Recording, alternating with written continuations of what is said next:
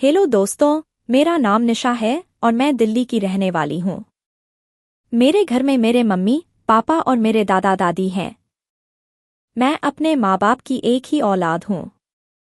मुझे मेरे माँ बाप ने बड़े प्यार से बड़ा किया है। आज मेरी उम्र 19 साल की है, लेकिन मुझे देखकर कोई कह नहीं सकता कि मेरी उम्र इतनी कम होगी, क्योंकि मेरा बदन बिल्कुल एक 24 साल की लड़की की तरह हो चुका है और इसकी वजह मैं खुद ही हूँ, जो 15 साल की उम्र से ही मैं वह सब करने लगी। मेरे घर में 5 कमरे हैं, एक में मेरे मम्मी पापा और दूसरे में मेरे दादा दादी, जो अब 60 से ज्यादा उम्र के हैं और ज्यादातर अपने कमरे में ही लेटे रहते हैं। तीसरे कमरे में मैं खुद रहती हूँ और बाकी के 2 कमरे हम अलग अलग कामों के लिए उपयोग में लेते हैं। मेरे पापा की उम्र 42 साल की है। मेरी माँ वैसे तो बहुत खूबसूरत है, लेकिन बहुत ही पुराने विचारों वाली एक साधारण औरत है, जो अपना ज्यादातर वक्त पूजा पाठ या अपने सास ससुर की सेवा में और घर के कामकाज में गुजारती है। मेरे पापा, जो एक बिजनेसमैन हैं और अपना खुद का बिजनेस चलाते हैं। हम बहुत अमीर तो नहीं हैं, लेकिन हमारे घर में किसी चीज की कोई कमी नहीं है। मेरे पापा भी बहुत हैंडसम हैं, लेकिन मेरी माँ तो उन्हें टाइम ही नहीं दे पाती है। सिर्फ रात में जब उनके सोने का वक्त होता है, तभी वह उनके पास जाती हैं। यह बात तब की है जब मेरी उम्र 18 साल की थी। एक रात हम सब खाना खाकर सोने के लिए अपने अपने रूम में चले गए थे कि तभी अचानक से मुझे लगा कि मेरे मम्मी पापा के रूम से लड़ने की आवाजें आ रही हैं। मम्मी पापा का रूम मेरे रूम से ही लगा हुआ था। मुझे जिंदगी में पहली बार लगा था कि मम्मी पापा की लड़ाई हो रही है, इसलिए मैं यह जानना चाहती थी कि वह लड़ क्यों रहे हैं। तो पहले तो मैंने सोचा कि मैं मम्मी से जाकर पूछूं, लेकिन फिर बाद में सोचा कि वह लोग मेरे सामने शर्मिंदा हो जाएंगे, इसलिए मैंने पूछना उचित नहीं समझा। लेकिन फिर भी मेरे मन में वजह जानने की इच्छा तेज होती गई और जब मुझसे नहीं रहा गया तो मैंने उठकर देखने की कोशिश की। मेरे रूम में एक खिड़की थी जो उनके कमरे में खुलती थी। वह खिड़की बहुत पुरानी तो नहीं थी, लेकिन उसमें 2-3 जगह छेद थे। फिर मैंने अपने रूम की लाइट ऑन की और उस छेद में आंख लगा दी। अब अंदर का नजारा देखकर मेरे बदन में करंट सा दौड़ गया था, क्योंकि पापा और मम्मी को इस तरह मैंने कभी नहीं देखा था और मेरी मम्मी उन्हें बार बार मना कर रही थी। अब मेरी नज़र तो बस वही टिक गई थी और मैं चाहकर भी अपनी नज़र हटा नहीं पा रही थी। अब वह लोग कुछ बात कर रहे थे, लेकिन मेरा ध्यान तो कहीं और ही था और उनकी बातें सुनने का ध्यान भी नहीं था। अब मेरा दिल जोर जोर से धड़क रहा था और इसके साथ ही मुझ पर एक और बिजली गिरी और यह सब देखते ही मेरी तो जैसे सांसें ही रुक गईं। फिर मेरी मम्मी उस चीज को देखकर पहले तो गुस्से में हुई और फिर शर्म से अपनी नजरें झुका लीं। अब उन्हें भी कुछ महसूस होने लगा था और फिर उन्होंने इशारे से पापा को अपने पास बुलाया। फिर मेरे पापा और मम्मी कुछ देर तक वैसे ही रहे जैसे एक पति पत्नी रहते हैं। फिर थोड़ी देर के बाद मम्मी अपने आप को ठीक करके और लाइट बंद करके सोने के लिए लेट गईं। अब कमरे में बिल्कुल अंधेरा होने की वजह से मुझे कुछ नहीं दिख रहा था, तो तब मैंने भी जाकर लेटने की सोची और फिर मैं भी अपने बिस्तर पर आकर लेट गई। लेकिन अब मेरी आंखों के सामने तो मम्मी पापा की पिक्चर मानो चल रही थी और पापा का वह भयानक अवतार, पता नहीं मुझे क्यों, बहुत अच्छा लग रहा था। अब मेरा दिल कर रहा था कि मैं भी उनके साथ वैसे ही रहूं जैसे मम्मी रहती है। उस रात मुझे बहुत खुजली हो रही थी। फिर मैंने उस रात पहली बार अपने हाथ की मदद ली।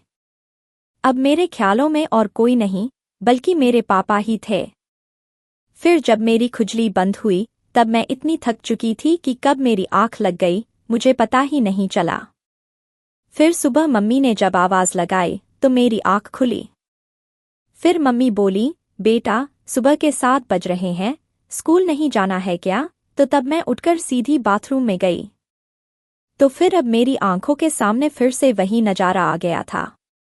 अब मुझे फिर से खुजली होने लगी थी, तो मैंने फिर से अपने हाथों की मदद ली। दोस्तों, मुझे बहुत अच्छा महसूस हो रहा था। खैर, जैसे तैसे करके मैं स्कूल जाने के लिए तैयार हुई और ड्रेस पहनकर बाहर आई। तो नाश्ते की टेबल पर मेरा पापा से सामना हुआ। मैं रोज सुबह पापा को गुड मॉर्निंग करके विश करती थी, तो तब मैंने उस दिन भी पापा को वैसे ही विश किया। अब मैं उनके ठीक सामने जाकर कुर्सी पर बैठकर नाश्ता करने लगी थी और फिर नाश्ता करने के बाद मैं स्कूल की बस पकड़ने के लिए बाहर जाने लगी। लेकिन मेरा मन पापा को छोड़कर जाने का नहीं हो रहा था। तो तब मैं बाहर तो गई, लेकिन कुछ देर के बाद वापस आकर मैंने बहाना बनाया कि मेरी बस निकल चुकी है। अब ऐसी स्थिति में पापा मुझे स्कूल छोड़कर आया करते थे। तो तब मम्मी बोली, जा पापा से कह दे वह तुझे स्कूल छोड़ आएंगे। फिर मैं खुशी खुशी पापा के कमरे में गई। फिर मैंने पापा से कहा तो मुझे स्कूल छोड़ने के लिए राजी हो गए। मैंने कहा मैं लेट हो रही हूँ, तो तब पापा बोले ठीक है, मैं टी शर्ट तो पहन लूँ, तू मेरा बाहर इंतज़ार कर। तो मैं बाहर आकर इंतज़ार करने लगी। पापा मुझे ज़्यादातर स्कूल कार में ही छोड़ते थे, लेकिन उस दिन मेरे कहने पर उन्होंने मुझे हमारी एक्टिवा स्कूटर पर स्कूल छोड़ने के लिए गए। दोस्तों, यहाँ तक तो मेरा प्लान सफल रहा था, लेकिन आगे के प्लान में थोड़ा खतरा था और मुझे यकीन नहीं था कि वह सफल हो जाएगा। फिर मैं उनके पीछे बैठ गई और फिर हम स्कूल की तरफ चल दिए। मेरा स्कूल घर से लगभग 10 किलोमीटर दूर था। रास्ता लंबा था और सुबह का वक्त था, तो रोड सुनसान थी। फिर जब हम घर से 2 किलोमीटर दूर आ गए, तो तब मैंने पापा से कहा, गाड़ी में चलाऊंगा नहीं, चलेगी? तो मैं जिद करने लगी। तब पापा परेशान होकर बोले, ठीक है, लेकिन हैंडल मैं ही पकड़ूं। अब मुझे मेरा प्लान कामयाब होता दिख रहा था। फिर तब मैंने कहा, ठीक है, और पापा ने गाड़ी साइड में रोककर मुझे अपने आगे बैठाया और मेरी बगल में से अपने दोनों हाथ डालकर हैंडल पकड़ और धीरे धीरे चलाने लगे। लेकिन अब गाड़ी चलाने पर किसका ध्यान था? मेरा इरादा तो कुछ और था, और फिर इस तरह मस्ती करते हुए मैं स्कूल पहुंच गई। फिर पापा को जाते वक्त मैंने एक बार फिर से विश किया। अब पापा शायद मुझे लेकर कुछ परेशान हो गए थे, क्योंकि मैंने हरकत ही कुछ ऐसी कर दी। और मेरी तो पूछो मत, मेरी हालत तो इतना करने में ही बहुत खराब हो गई थी। फिर पूरे दिन स्कूल में मेरे दिमाग में पापा का ही ख्याल घूमता रहा और अब मेरा दिल कर रहा था कि मैं पापा के साथ गाड़ी पर ही बैठी रहूं। अब पता नहीं मुझे क्या हो गया था, ऐसा कौन सा तूफान मेरे अंदर था कि मैं पापा के साथ ऐसा करने के लिए ही सोचने लगी थी। खैर, आगे बढ़ते हैं। फिर मैं अपने मन की इच्छा और मेरे मन में चल रहे ताने को लेकर घर पहुंची। अब उस वक्त लगभग 4 बज रहे थे। अब घर दादा दादी के अलावा कोई नहीं था। मम्मी कहीं गई हुई थी और पापा अपने ऑफिस में थे। खैर, फिर मैं बाथरूम में गई और फ्रेश होकर बाहर निकली, तो अब मुझे बहुत सुकून मिला और फिर मैं सो गई। फिर मेरी आँख खुली तो शाम के 5 बज रहे थे। फिर मैंने नहा धोकर कपड़े पहने और मैंने कपड़े भी उस दिन कुछ अलग दिखने वाले पहने थे। अब पापा के आने का टाइम हो गया, लेकिन मम्मी का कोई पता नहीं था कि आएंगी। फिर शाम के 6 बजे पापा ने घंटी बजाई, तो मैं दौड़ती हुई गई और दरवाज़ा खोला। फिर पापा मुझे देखकर थोड़े मुस्कुराए और मुझसे कहते हुए बोले, बेटा, आज तो बहुत स्मार्ट लग रही हो। अब मुझे इतनी खुशी हुई थी कि मैं पापा को फंसाने में धीरे धीरे सफल होती जा रही थी। फिर अंदर आकर पापा ने चाय का ऑर्डर कर दिया, तो मैं किचन में जाकर चाय बनाने लगी। फिर पापा भी फ्रेश होकर किचन में आ गए और इधर उधर की बातें करने लगे थे। फिर थोड़ी देर बाद मैंने पापा की तरफ देखा, तो पापा की नज़र कहीं और थी। अब मुझे तो ऐसा लग रहा था कि जैसे मेरे मन की इच्छा पूरी हो जाएगी, और बस मैं ऐसे ही खड़ी रही।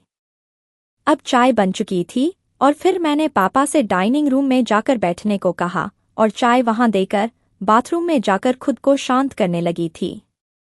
फिर मैं कुछ देर बाद बाहर आई, तो तब तक मम्मी भी आ चुकी थीं। मुझे मम्मी पर बहुत गुस्सा आया, क्योंकि मुझे पापा से मन की इच्छा को जाहिर करना था और मम्मी के सामने मैं कुछ नहीं कर सकती थी। अब पापा भी मम्मी के आने से थोड़े दुखी हो गए थे, क्योंकि ना तो वह कुछ करती थीं और ना ही उन्हें कुछ करने देती थीं। और मुझे भी उन्हें सताने में बहुत मज़ा मिल रहा था। फिर खाना खाने के बाद पापा मुझसे बोले, बेटी चल थोड़ा घूम कर आते हैं, और मुझे लेकर घर के बाहर आ गए। फिर बाहर आकर उनका मूड चेंज हुआ और मुझसे बोले, चल बेटा पिक्चर देखने चलते हैं। तो तब मुझे पापा पर इतना प्यार आया कि पापा मेरे साथ अकेला रहने की कितनी कोशिश कर रहे हैं। खैर, फिर हम एक्टिवा पर सवार होकर एक सिनेमा में पहुंच गए और रास्ते में ही मम्मी को फ़ोन कर दिया कि हम पिक्चर देखने जा रहे हैं। जब सिनेमा में कोई पुरानी मूवी लगी होने की वजह से ज़्यादा भीड़ नहीं थी। पूरे हॉल में लगभग 30 से 40 लोग ही होंगे। अब मुझे पापा की समझदारी पर बहुत खुशी हुई थी। वह चाहते तो मुझे किसी बढ़िया पिक्चर दिखाने ले जाते, लेकिन उन्हें शायद कुछ ज़्यादा वक्त मेरे साथ बिताने थे। फिर उन्होंने सबसे महंगे टिकट लिए और फिर हम लोग बालकनी में जाकर बैठ गए। हमारा नसीब इतना बढ़िया चल रहा था कि बालकनी में सिर्फ हमारे अलावा सिर्फ एक ही लड़का था, जिसकी उम्र लगभग 18 साल थी और वह भी आगे की सीट पर बैठ गया था। अब तो हम दोनों को और भी आराम हो गया था। फिर पिक्चर चालू हुई, लेकिन पिक्चर पर किसका ध्यान होगा? अब मेरा ध्यान तो पापा की तरफ था और पापा भी तिरछी नज़र से मेरी तरफ देख रहे थे। अब बस शुरुआत करने की देर थी कि कौन करे। अब मैं तो पापा का साथ पाने के लिए वैसे ही मरी जा रही थी और फिर उसी वक्त जैसे मेरे पैर पर किसी जानवर ने काटा हो, मैं खड़ी हो गई। फिर तब पापा ने घबराते हुए पूछा, क्या हुआ? तो तब मैंने बताया कि मेरे पैर पर किसी कीड़े ने काटा है। तो तब पापा बोले, बैठ जा और अब काटे तो तुम मेरी सीट पर आ जाना। तो मैं बैठ गई और फिर 5 मिनट के बाद फिर से उछलते हुए खड़ी हो गई, लेकिन इस बार मुझे किसी ने काटा नहीं था, बल्कि मैं जानबूझकर खड़ी हुई थी। खैर, फिर पापा हंसते हुए बोले, तू मेरी सीट पर आ। फिर तब मैं बोली, पापा कोई बात नहीं, जैसे उस कीड़े ने मुझे काटा है वैसे ही आपको भी काट लेगा। तो तब पापा बोले कि तू एक काम कर, मेरे बगल में बैठ जा। अब मैं तो पहले से ही तैयार थी, तो पापा के बोलते ही मैं उनके बगल में बैठ गई और पर्दे की तरफ देखने लगी थी। अब मैं उनकी बगल में बैठी हुई बिल्कुल छोटी सी लग रही थी, लेकिन मेरी उम्र उस वक्त 18 साल थी। फिर पापा मुझे पैसे देते हुए बोले, कैंटीन से जाकर कुछ ले आओ। तो मैं बाहर गई और कैंटीन से कुछ खाने की चीज़ें खरीदी और फिर टॉयलेट में चली गई। और फिर जब तक वापस आई तो पिक्चर चालू हो चुकी थी। फिर मैंने पापा के बगल में बैठते हुए कहा, पापा मुझे आपके साथ बैठने में ज़्यादा अच्छा लग रहा है। फिर तब पापा बोले, तो फिर 1 मिनट रुक, और बैठे हुए ही खुद को सेट करने लगे थे। अब मुझे अंधेरे में कुछ नहीं दिख रहा था और फिर जब उन्होंने मुझे बैठने को कहा और मैं उनके बगल में फिर से बैठ गई। फिर थोड़ी देर के बाद मुझे एहसास हुआ कि जो मेरे मन में चल रहा है वही पापा के मन में भी चल रहा था, लेकिन वह कह नहीं रहे थे। फिर हार मानकर पापा को इशारा किया और पापा मेरे इशारे को समझ गए और जिस तरह मम्मी पापा का साथ देती है उसी तरह आज मैं पापा का साथ देने लगी। हम दोनों ने काफ़ी देर तक वहाँ एंजॉय किया। अब हम दोनों बिल्कुल शांत थे और बहुत थक गए थे। फिर 20 मिनट के बाद ही पिक्चर खत्म हो गई और लाइट जलती। इससे पहले ही मैंने खुद को ठीक किया। फिर थोड़ी देर के बाद लाइट जली और फिर हम दोनों हॉल से बाहर निकले। फिर बाहर आकर पापा मुस्कुराते हुए बोले, पिक्चर कैसी लगी? तो मैंने जवाब दिया कि इससे बढ़िया पिक्चर मैंने आज तक नहीं देखी, लेकिन पापा मुझे चलने में बहुत तकलीफ हो रही है। उसके बाद मुस्कुराते हुए पापा ने मुझे अपनी गोद में उठाया और पार्किंग तक ले गए, क्योंकि हमारी गाड़ी वहीं थी। और फिर मैं मुस्कुराती हुई गाड़ी पर बैठ गई और फिर हम घर की तरफ चल पड़े। उस दिन के बाद से अब मेरे पापा मेरा बहुत ख्याल रखते हैं और मैं भी अपने पापा का बहुत ख्याल रखती हूँ। दोस्तों, इस कहानी का मुख्य संदेश यह है कि हमें अपने अनुभवों को साझा करने और अपने विचारों को व्यक्त करने से कभी नहीं चूकना चाहिए और उन रिश्तों को कभी नहीं भूलना चाहिए, क्योंकि ये बातें न केवल हमें जोड़ती हैं बल्कि दूसरों के लिए प्रेरणा भी बनती हैं। दोस्तों, यह काल्पनिक कहानी थी। इसका उद्देश्य किसी को उत्तेजित करना नहीं है। इसका वास्तविक घटना से कोई संबंध नहीं है। दोस्तों, आपको यह कहानी कैसी लगी? कमेंट बॉक्स में ज़रूर बताएं और हमारे चैनल को सब्सक्राइब करके हमें सपोर्ट करें।